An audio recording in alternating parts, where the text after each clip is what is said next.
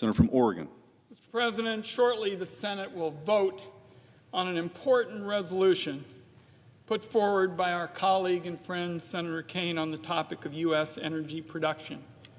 As my colleagues know, Senator Schumer and I led the development of the clean energy tax credits, which set in motion the possibility of hundreds of billions of dollars of investment in clean energy, and particularly a policy that would keep prices down and keep good jobs up.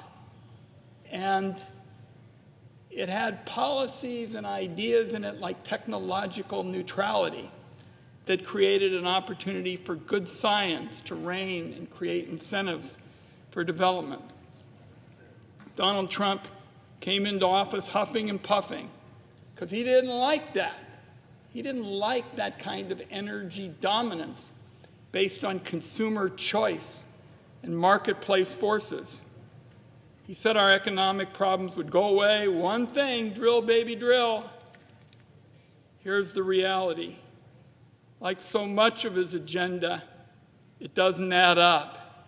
And everything he does is rooted in a sweetheart deal for his wealthy contributors.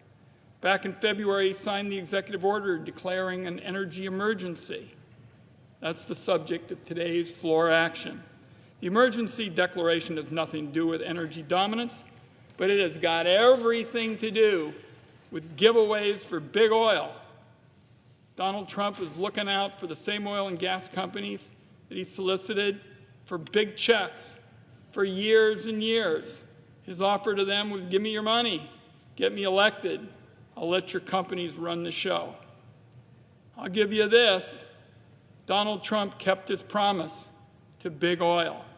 He's gutted American energy production, ceded ground to China on the clean energy arms race, and rigged the system. There's no technological neutrality, Senator Kaine. It's all about fossil fuels to the exclusion of everything else. After declaring this energy emergency, Donald Trump and Republicans took a wrecking ball to American energy production by gutting the tax credits for wind and solar energy in their budget bill. I was struck as we were making the decisions when natural gas leaders came and essentially told the Energy Committee, which at one point I chaired, they said, look, we're for natural gas, but with AI and all the energy needs for growth, we need solar and wind. These are the gas people. They're not repudiating gas. They said, we need more energy.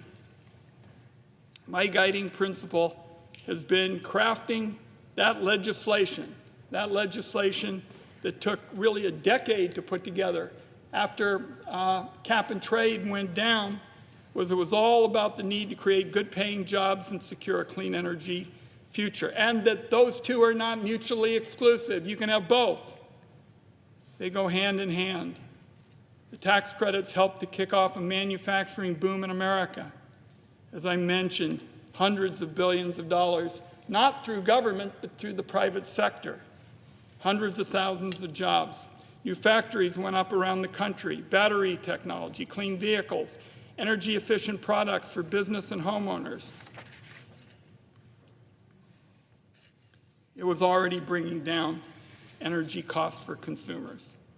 In terms of the global arms race for clean energy and investment, the U.S. went from the middle of the pack under our efforts to the front, basically overnight. Until Trump's direction, Republicans destroyed all of that. All of that progress was directed at the first opportunity by Donald Trump. Why? To pay for more tax cuts for corporations and his wealthy friends. When Republicans were gearing up to pass their reconciliation bill, I said this would be a bloodbath for clean energy. Fast forward 3 months. Manufacturing projects are being canceled. Jobs are being lost. Utility bills are going up. Their budget bill was a wrecking ball for clean energy, and those workers are going to lose their jobs as a direct result. Last week, the administration announced plans to cancel over $7 billion in funding for clean energy. Almost every one of those projects was located, Senator Kaine, as you and I have talked about, in a blue state. Oregon alone had over $400 million in funding canceled. Are the Republicans stopping there? No way.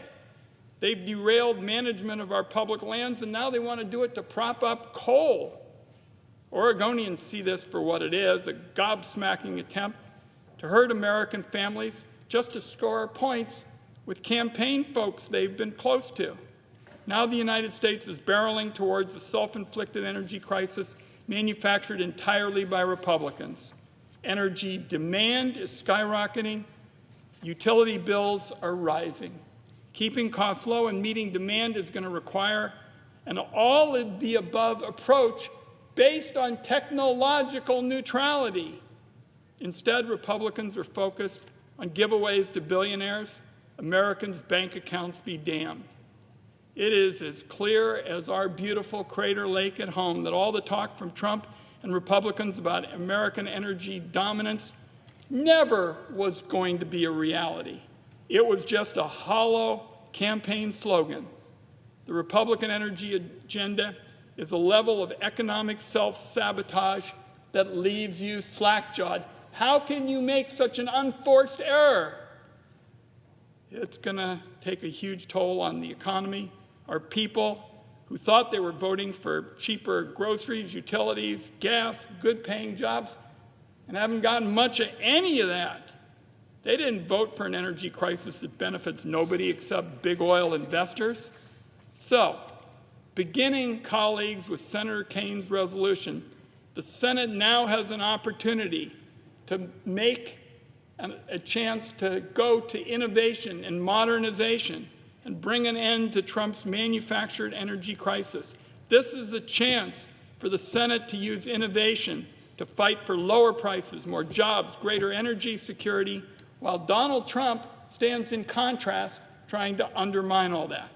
I urge my colleagues, when we vote, to strongly support Senator Kane's resolution. I yield.